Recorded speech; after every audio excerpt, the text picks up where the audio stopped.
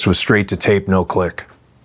All tape, full recorded drum performances. Was that for a feel or for just because we always felt like going for it? Yeah. It sounded different. You're right about that. And we would do multiple takes of stuff, but we got to the point like on Zeitgeist where we would do 15 takes and they would all be within one second of each other. Wow. With no click. Just because you would rehearse so much. Was it like Billy on bass, you on drums, and like or just James him on guitar, just me and him on. Just the two of you. Hey guys, this is Russ and Ryan from AMS. We're here at Citi Field. We just had the opportunity to sit down with Jimmy Chamberlin to discuss his drum influences, the new Pumpkins album, and a whole lot more. Hope you guys enjoy.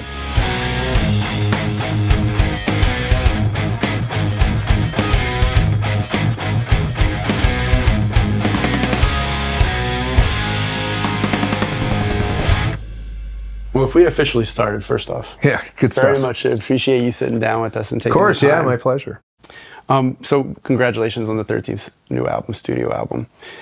Diving straight into that a little bit, I love the fact that you guys didn't do any advance releases on the songs or the singles and just, maybe 2 weeks worth of notice and drop them. I think it's right. I just think, when you put singles out there these days, people formulate opinions about bodies of work that are predicated on a very small piece of the painting, right? So, I talked to Billy about this early on. And I said, look, the way my kids, especially my daughter Aghori, listen to records, a lot of them are just dropped, right? And it's an exciting thing.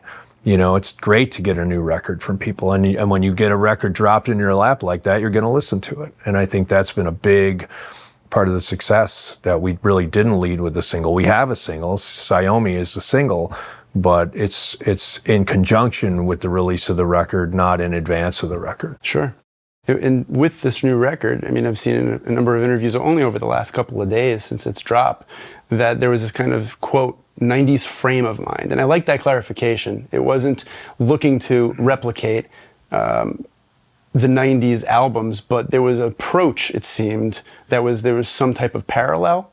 Well, we just, honestly, we're a very organic organization, right? And we just felt like it felt right to make a rock record. And, I said this in the VIP today, we're really wary of feeling like we're looking this way when we're making music. We never really want that feeling. And, when we start playing something, our barometer, my barometer is like, how do I feel? Which way am I looking, right? Like, as somebody who plays jazz and somebody who, is on a bandstand and taking risk on a bandstand, I want to feel like I'm moving this way. And it was the first time in a long time where, we got together and played some riffs and we felt like we were looking this way, both musically, culturally, right? There was a lot of compass points pointing in that direction, and it was on top of that when you're kind of congruent, within that lane,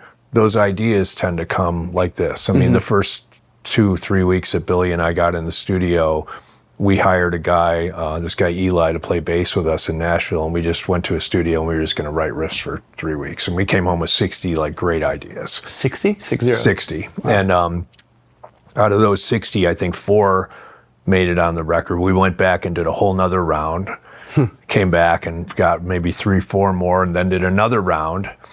And started to put the record together that way. And there was a couple of songs that didn't make the record just because as we got closer to the finish line, we felt like, okay, let's commit to having it be a single vinyl.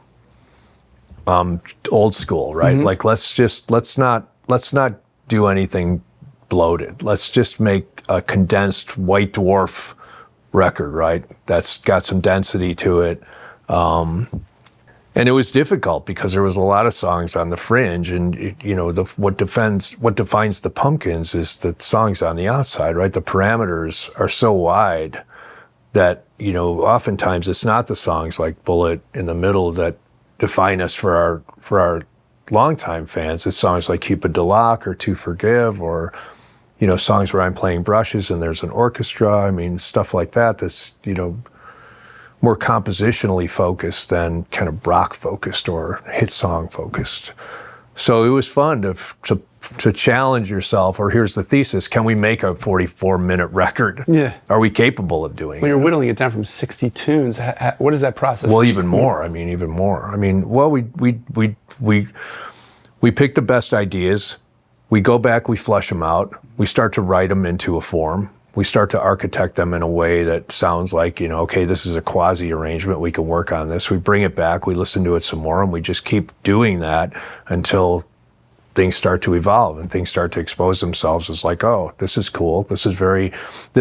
I keep wanting to listen to this. I don't want to listen to this as much. Some of this stuff sounds maybe a little too self-indulgent to us at this point.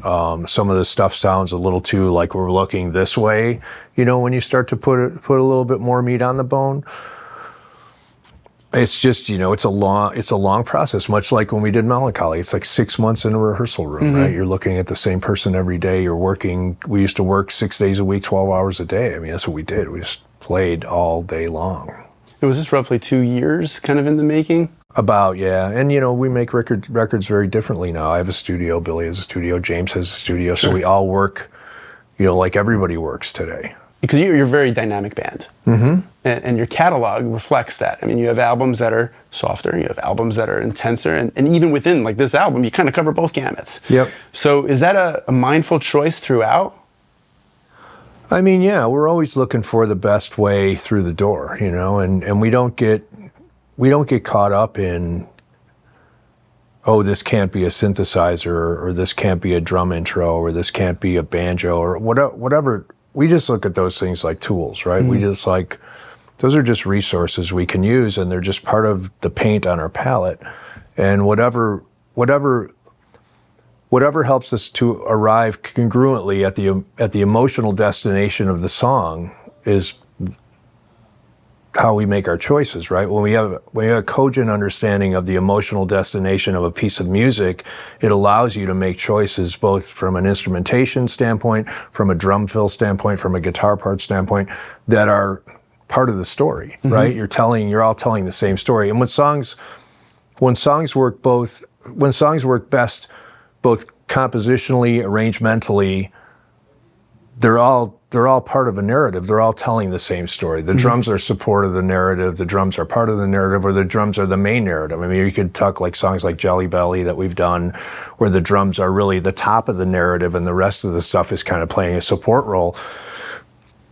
We just kind of, we put it stir it up, and we see what kind of comes to the top, and that allows us to look at things and make at least what we think are, the best decisions.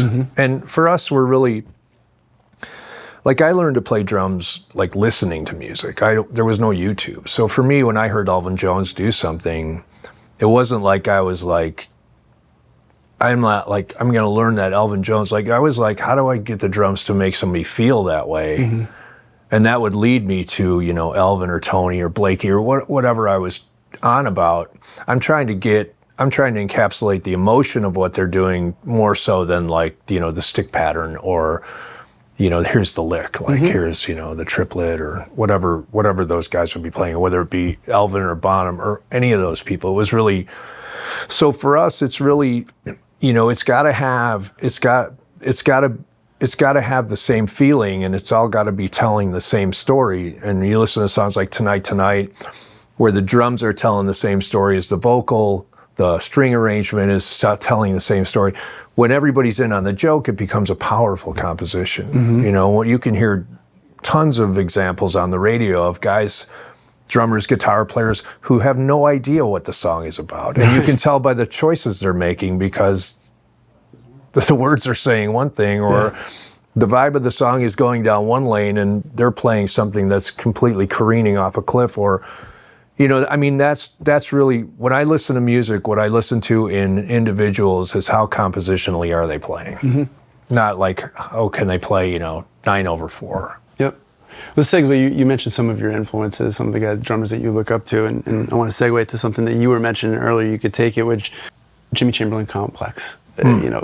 I love that. That was actually a birth from doing the research on you, kind of diving deeper. I hadn't been aware of that project, and I love it. From that, I do recall hearing a quote from you that really you're the same drummer in the Jimmy Chamberlin Complex that you are in the Pumpkins, which at first glance kind of rocks me a little bit, because I'm like, well, We don't believe that. I'm like, you're Jimmy Chamberlin from the Smashing Yeah. Pumpkins, and then here you are playing in like swing grooves and things like that. And I mean, I am the same drummer, and I think if you watch the show tonight, you'll see very much that I don't play the same stuff every night, and I really do take big chances out there, and I try to get the band to like, let's move somewhere different tonight, or let's kind of move these puzzle pieces around. And you know, obviously in a responsible way, where the Pumpkins, as you know, we have solid arrangements with, you know, specific drum fills that introduce things or that announce a chorus or whatever, and those things don't get, I'm not going to play, you know, some Frank Zappa lick over the top of that, you know, but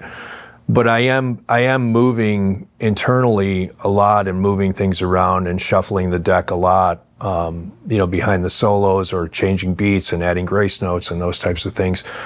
I mean, drumming for me is really, it's the same instrument. It may have slightly different jobs, but for me, you know, it's the identity that you bring forward that really is the most important. That you can be yourself and express yourself on your instrument and not have to be like, oh, with this person, I'm like an office worker. And with this person, I'm a grunge band member. And with this chick over here, I'm going to put my leather jacket on. And I'm going to grease my hair back and show up on my motorcycle. Like, that's no fun for me. I just want to be Jimmy Chamberlin kind of wherever I land. And that's always been my qualifier, whether it's me playing with Frank Catalano and the straight ahead stuff that I do, which is great. I love that stuff.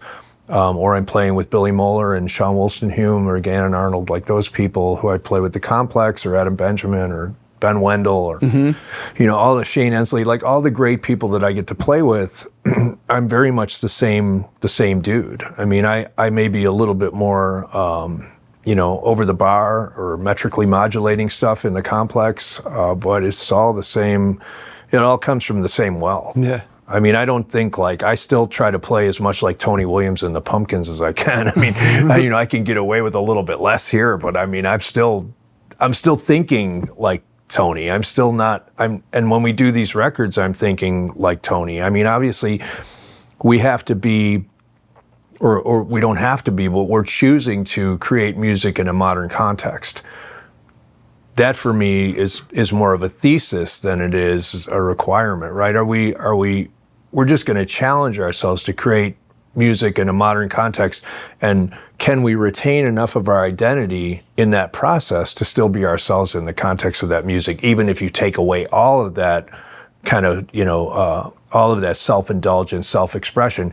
Do you still have enough of identity, like your Albert King, like where you just play "Winu" and everybody goes, "Oh shit, that's Albert King." Two notes, right?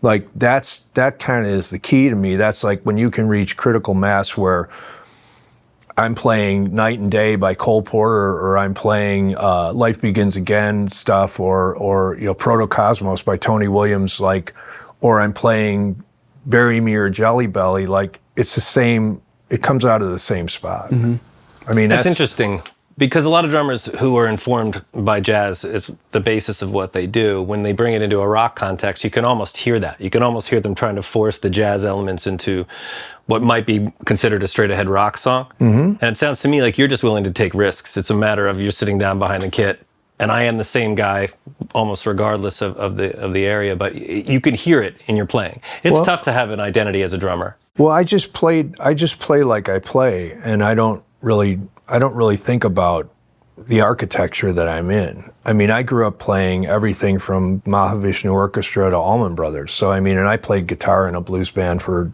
a year and a half. I mean, I played drums in a Chicago blues band. I played polka. I mean, I played everything when I was a kid. Anything I could get my hands on. I played in a 10-piece variety show band. I mean, I played, you know, everything from like the Beer Barrel Polka to West Side Story. I mean, it was like, you know, you had to find a way to engage in self-expression in all of those architectures. And if it wasn't by playing like a fool, you had to do it through your identity, right? And you had to be able to have enough nuance in your delivery of the music that was coming out of your instrument for you to put a stake in the ground. I mean, that's that's most important to me. The ownership of the space that I'm occupying is integral to the reason I am a musician. I'm not looking for anything other than ownership of the space I'm occupying in a band. And when that ownership goes away, I go away. I'm not interested in. Drums was not an economic decision for me. I wasn't like, I can go do this and make a bunch of money. Right. I'd be playing drums for free if I wasn't playing here tonight. Right. You were compelled to do it. Yeah, it's just in me, It's not like, I never thought about like, I mean, of course we all thought about being on the cover of Modern Drummer. I mean, when I was a kid, I sit there and look at, whoever was on the cover, Steve Gadd, whatever, and say, what if and maybe if I practice, and I did practice 6 hours a day back then. Someday. I mean, I was a terminal practicer, right? You were Modern Drummer 2000? I've been on the cover 4 times now. It was the first one, or was it prior to that? I don't know. I think I was on 96, 95. So that, I mean, those a are while. big milestones. Yeah, I mean, it's huge, right? And those things were always more where I was pointing my flashlight than Grammys or record sales, or it was really, trading emails with Peter Erskine for me was a lot cooler than most of the things that have happened in my life. And Peter and I are dear friends now. I know Roy Haynes. I mean, I know everybody, sure. Right? And I sat and talked to Aerito. I mean, I've lived like that whole like fantasy camp of my own creation. I've stalked those guys. I chased Peter around Germany. I mean, Peter and I did PASIC together. I've played and hung with a lot of the greatest drummers of all time, in my opinion. It's a lot of bucket list. And the common denominator is those guys are unmistakably themselves at all times. Mm-hmm. They're not pretending when they play with James Taylor. Steve Gadd is fucking Steve Gadd. I mean, one way or the other. You want Steve Gadd? I mean, I read this interview with Elvin where they talked about like drum machines or something, and he was like, "Look, man, if you don't want to hear sticks bouncing off the rims, like don't fucking hire me. I don't care. I'm fucking Elvin Jones. Like, I'm going home." Right?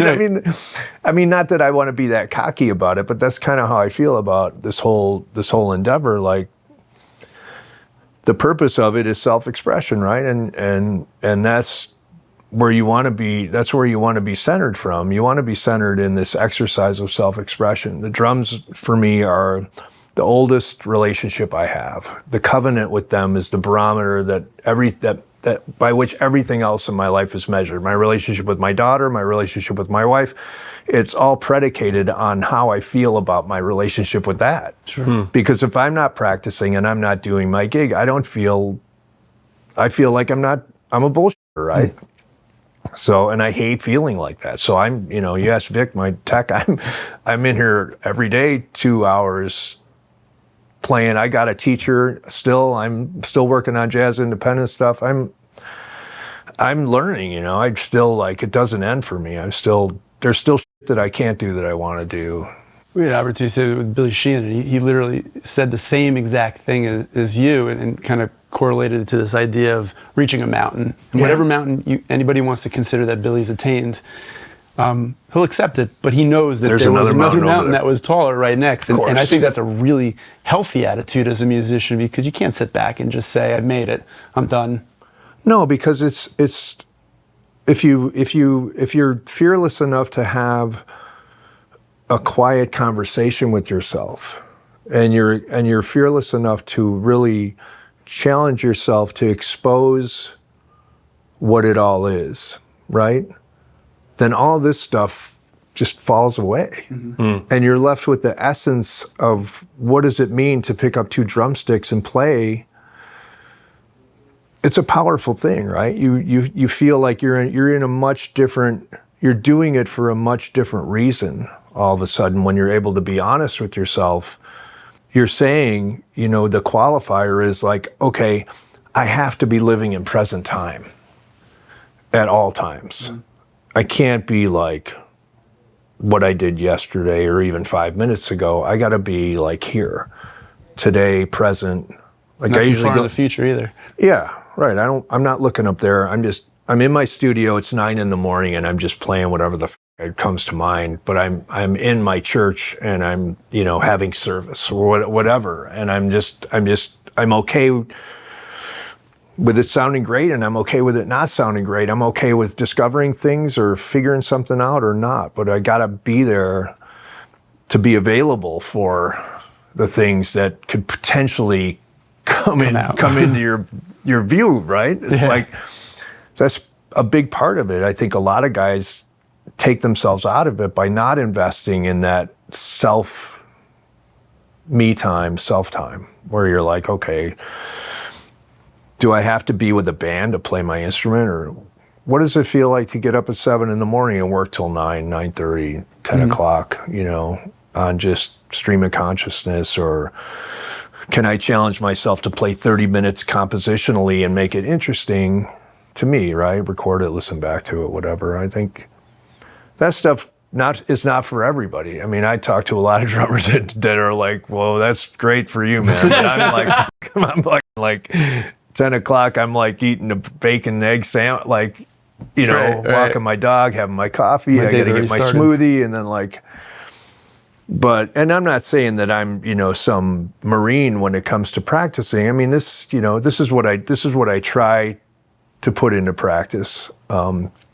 Sometimes I'm more successful than others. I have a family. I mean, I have other hobbies. I race cars. I ride motorcycles. You do bird watching. I bird watch, yeah, which is a big time soak, right? It's super cool. I love bird watching. I mean, bird watching to me is the same as racing cars. It's a very singular experience. It's very much like playing a set of drums. It's a very meditative.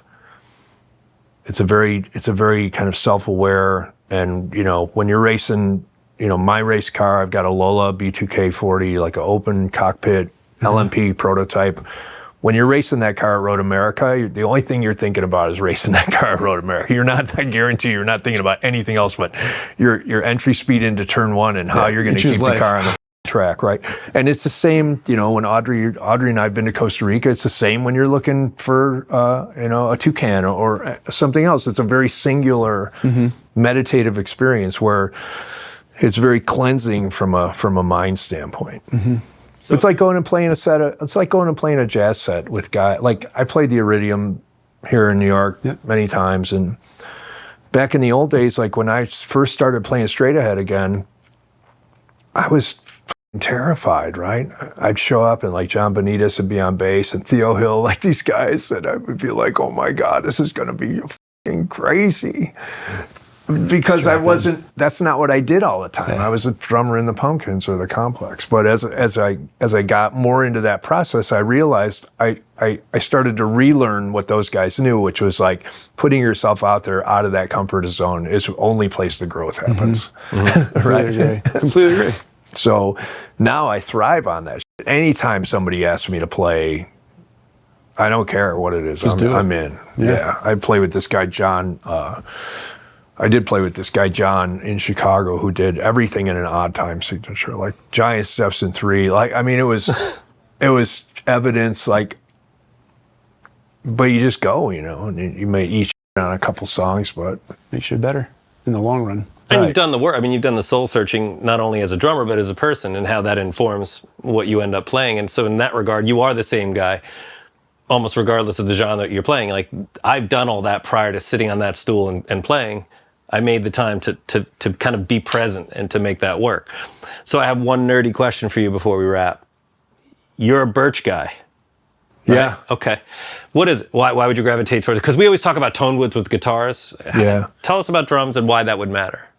Well, in the Pumpkins, the guitars take up a lot of the mid-range, right? So the maple drums, which are kind of low, mid, heavy, a lot of what I love about maple drums, and this is why, like, I love Ludwig drums, right? And I've got a really nice set of Ludwig classics at home.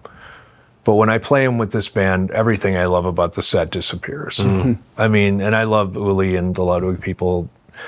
But you think about those drums and the configurations that they've been the most successful in, they're really trios, right? Zeppelin, Mars Volta, like, there's bands where there's space created for that sound. In the Pumpkins, a lot of that space is taken up. So with the Birch kit, You get a lot of attack, a lot of stick definition and articulation on the top, but you get this kind of usable low end underneath the guitars and in between the bass, which makes the drums, Sit. I call it usable frequencies. Okay.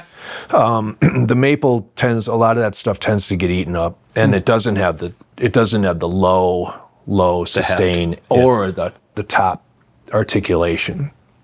See, I told you tone wood matters. No, we were just talking about that earlier. But you're right, how it sits in the mix. I mean, it's a very identifiable way that you play, but also your tone, the way you hear that. It's a Pumpkin song when you hear that drum sound. And I think a lot of it comes from the kit that you're using. I mean, the way it's mic'd and all that can matter, but in that room, I would know it was you within 2 seconds. Yeah, I've got a couple secret kits. I've got a 2003 Birch Custom Absolute in Tony Williams yellow. That's amazing. It's my baby, and funnily enough, the bass drum I end up using the most is an 18 by 16, because I generally play as 22 by 14. I'm more of a big band guy. I like a lot of resonant head stuff, and now I got them to make me the kit I'm playing tonight is a recording series, which is the Japanese red birch. So now they texted me, or Greg Crane texted me, and he said, "Man, we got to think about putting this into production." I'm like, "Yeah." I mean, Yamaha, back when Hagi was running it, we had this crazy R&D team. It was me, J.R. Robinson, Dave Weckel, Vinny. So nothing got by anybody. If anything came out of the factory that wasn't... You were all over it. Yeah, and stuff got solved really quick. So anyway, yes on the birch, and you'll hear them tonight. I mean, just go out front and you'll hear... But that's the secret. I mean, the wood really does come through, and you're right, it is such a dense mix with the pumpkins. I mean, the risks that you take and all the different styles you have to play, and to know that you've got that one sonic mainstay as part of that sound. I mean, with guitar tone, right? That's why we brought it up. You can have, a jazz master and have the greatest clean sound, and then you'll be like, where is it? I can't turn it up. There's not enough apparent volume to get the thing in the track. Okay. Yep. But that's the thing too. When we play live, you can bring 4 or 5 guitars and switch it for the song. Drummers don't have that. You can't afford that. So you have to go, this is my sonic stamp, and I can make it work for whatever we play. That's right. Yeah. That's I have crazy. one selfish last question. Yeah, of course. War Dreams of Itself. I just wanted to pick one track. That's what happens to be my current favorite since Friday. That's it. Yeah. Can you just speak a little bit to just the track and the writing process for even just that one track? Well, so we had both of those parts that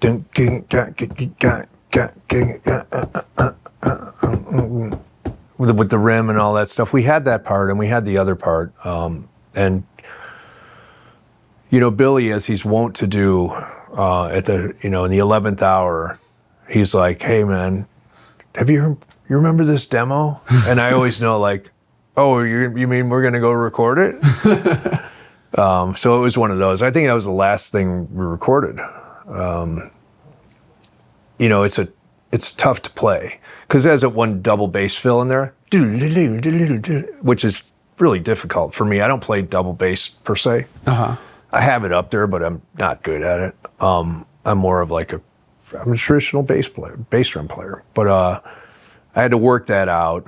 So it was always, when that part came up, it was always a bit of a tightrope walk. But yeah, we wanted to have, here's the way it kind of shakes out is we'll listen to the songs we know are going to be on the record, and then we'll go, it needs this song, this kind of song. Okay. And Billy's so good, he's either already written it or he'll go write it. Okay. You're talking about a guy that wakes up, that if you don't keep him on tour, he'll write like 100 songs. He's prolific. Right. When he delivered Autumn, like I got the story of Autumn, and then he was like, "Well, I've been in LA working on the songs." I'm like, "Well, how many you got?" He's like, "Well, I had like 33 songs." And then he demoed them out and then sent me some kind of arrangements to click, and he was like, "You just figure this stuff out." And that's just the way he is. It's crazy to work with somebody who's that prolific. And the problem sometimes is that it's all really high quality. Because before I even hear the stuff, that ends up on the cutting room floor. There's probably 30, 40 tracks that he nixed. So I'm getting like his first culling, and then we're culling together, Right. and then he's continuing to write. So it's like this record, I said, look, we've got to pick a finish date or we're never going to finish. You and I will just keep tweaking this thing until end. It'll be the next My Bloody Valentine record. It'll be like that, you know. But yeah, that was a great tune. And my wife, in her infinite wisdom, goes, that should be the first single. Oh. She loves the drums. Well, and it's just a classic Pumpkins sound. You know, obviously a newer version of it, but like that, I gravitated to that one too. It was instant, like, oh my God, that's a banger. There's that great line at the end where he goes, "This war may be over, but when I'm with you," like there's, I don't know, I think that's what he says, but I was like, oh my God, that's so great. I mean, you know, I gotta say, like, to be in a band with him and James and this, you know, organization where, I mean, the third song tonight, there's a drum solo. I mean, Corgan is just like, oh, we don't have, where's the drum solo? Like, and we were playing, like, last year, there was like, we're in the UK, like, there was 3 drum solos. So he's just such a fan of, like, he just wants me to do, like, more of that shit. You know, he's like, do more of that. Yeah, that's super If you must. freeing. Yeah, I know. It's to have a guy who's, you know, a fan, because I'm such a huge fan of his and he's such a huge fan of mine. Mutual admiration. Yeah, to have a guy who's a big fan of your playing, it makes you feel good about doing what you do. Absolutely. And it's really, you know, it's the perfect storm. I mean, it's the band you want to be in because it's of you, it's because of you, it's a part of you. You're allowed to own as much as you can handle. Mm-hmm. And that includes writing songs. I mean, I'm bringing songs in for every record. I mean, I've got writing credit on Pumpkins records. We've recorded songs that I've written. I mean, he's not, you know, with him or me, it's like the best song wins. Mm. And, you know, he just happens to be an amazing level songwriter, and that's what he does. If you ask him what he does, he's like, I'm a songwriter. Yeah. Well, again, congrats on the new album. Yeah, you all guys the are killing best it. for the new tour, and thank you so much for sitting down with Yeah, us. of course, We really man. Yeah, very my much pleasure. appreciate Yeah. it, Jimmy. Thanks so much. Good stuff. Appreciate Yeah. it. We'd like to give a huge shout out to our friends at Yamaha for making this possible. If you enjoyed this and you want to see more content like it, be sure to like and subscribe, and check us out at AmericanMusical.com.